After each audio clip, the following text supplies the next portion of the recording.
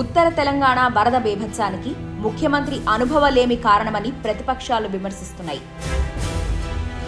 కేవలం అధికారులతో సమీక్షలు నిర్వహించి క్షేత్రస్థాయి పరిస్థితుల్ని తెలుసుకోలేరన్న విషయాన్ని గుర్తుంచుకోవాలని సూచిస్తున్నాయి. ఒకవైపు వర్షపాతం గురించి హెచ్చరికలు వస్తుంటే బీహార్ ఎన్నికల ప్రచారంలో పాల్గొన్న ముఖ్యమంత్రి ఆ తర్వాత మూసీ సుందరీకరణ, ఒలింపిక్స్ గేమ్స్ పై సమావేశాలు నిర్వహించి విలువైన సమయాన్ని వృధా చేశారని ఆరోపిస్తున్నాయి. వరదలు ఉత్తర తెలంగాణను అతలాకుతలం చేశాయి. ముఖ్యంగా కామారెడ్డి, మెదక్ జిల్లాలు చిగురుటాకులా వణికిపోయాయి. 44వ నంబర్ జాతీయ రహదారిపై భారీగా ట్రాఫిక్ జామ్ ఏర్పడింది. ఎక్కడికక్కడ చెరువులు, వాగులు పొంగి పొర్లుతున్నాయి. నిజామాబాద్ నుంచి హైదరాబాద్ వెళ్లే మార్గంలో కాసంపల్లి వద్ద హైవే కూలిపోయింది. కొన్ని చోట్ల 20 అడుగుల వెడల్పుతో భారీ గుంతలు ఏర్పడ్డాయి. పోచారం ప్రాజెక్టు ఉధృతికి మెదక్, కామారెడ్డి మధ్య రాకపోకలు నిలిచిపోయాయి. 2 రోజుల్లో కామారెడ్డిలో సుమారు 600 మిల్లీమీటర్ల వర్షపాతం నమోదైంది. ఇంత జరుగుతున్నా రాష్ట్రంలోని కాంగ్రెస్ ప్రభుత్వం మాత్రం వరద సహాయక చర్యలు చేపట్టడంలో విఫలమైంది.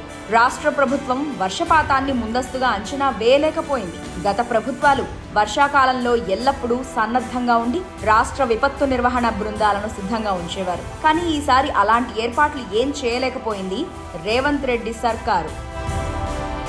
బుధవారం భారీగా వర్షాలు కురిస్తే వెంటనే స్పందించని ముఖ్యమంత్రి విపక్ష నేతల విమర్శల తర్వాత తీరిగ్గా గురువారం నాడు ఏరియల్ సర్వే నిర్వహించారు.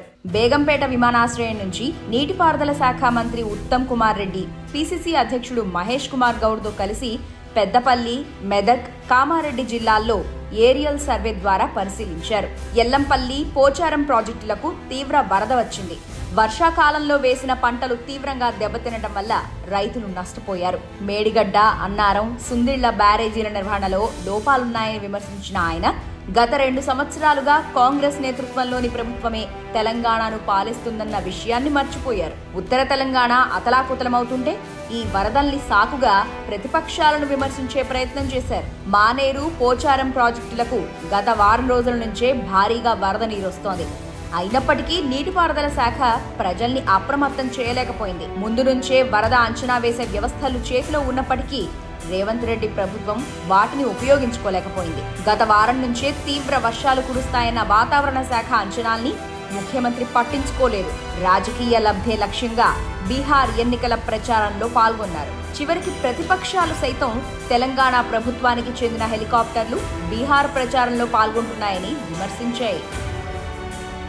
వర్షాలతో ప్రజలు అవస్థలు పడుతుంటే ముఖ్యమంత్రి రేవంత్ రెడ్డి మాత్రం మూసీ సుందరీకరణపై సమీక్షా సమావేశం నిర్వహించారని బీఆర్ఎస్ కార్యనిర్వాహక అధ్యక్షుడు కేటీఆర్ విమర్శించారు. ఇలాంటి ఆపత్కాల సమయంలో ఒలింపిక్స్ క్రీడలపైన సమావేశం పెట్టిన ముఖ్యమంత్రి ఎందుకు అధికారుల్ని అప్రమత్తం చేయలేకపోయారని ప్రశ్నించారు. ప్రకృతి చేసే నష్టాన్ని ఎవరూ ఆపలేరు, కానీ వరదలు వచ్చిన తర్వాత లేక ముందు అధికారులు అప్రమత్తమైతే ఇంతటి నష్టం జరిగి ఉండదు.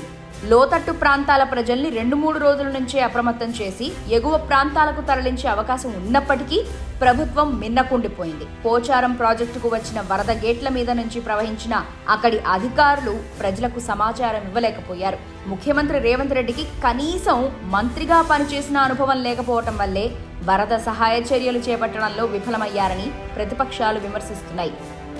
అధికారులతో కాన్ఫరెన్సులు నిర్వహిస్తూ గురువారం అంతా సమయం వృధా చేశారని, అలా కాకుండా నేరుగా క్షేత్రస్థాయిలో పరిస్థితుల్ని పరిశీలించి తగిన సూచనలు చేస్తేనే నష్టం తగ్గుతుందని చెబుతున్నాయి. రేవంత్ రెడ్డికి పాలనలో ఎలాంటి అనుభవం లేకపోవడం తెలంగాణకు శాపంగా మారిందని వ్యాఖ్యానిస్తున్నాయి. రైతులు నాళ్లు వేసుకుని ఎంతో ఆశగా ఎదురు చూస్తే వరద నోటికాడి పంటను లాక్కెళ్లింది. వ్యవసాయ నిపుణులు, రెవెన్యూ, నీటిపారుదల శాఖల సహాయంతో వరద తగ్గిన వెంటనే పంట నష్టాల్ని అంచనా వేసి రైతులకు సహాయం అందించాలి. లేకపోతే రైతులకు జరిగిన నష్టాన్ని అంచనా వేయటానికి ఏళ్ల పాటు సమయం తీసుకునే అవకాశం ఉంది. ముఖ్యమంత్రి రేవంత్ రెడ్డి ఇప్పటికైనా తన పనితీరును సమీక్షించుకుని కేవలం రిపోర్టులు, నివేదికలపైనే ఆధారపడకుండా క్షేత్రస్థాయి పరిస్థితుల్ని తెలుసుకోవాలి. వరదలు లాంటి విపత్తుల్ని ముందే అంచనా వేసి సరైన చర్యలు తీసుకుంటే నష్టభారాన్ని తగ్గించుకోవచ్చు.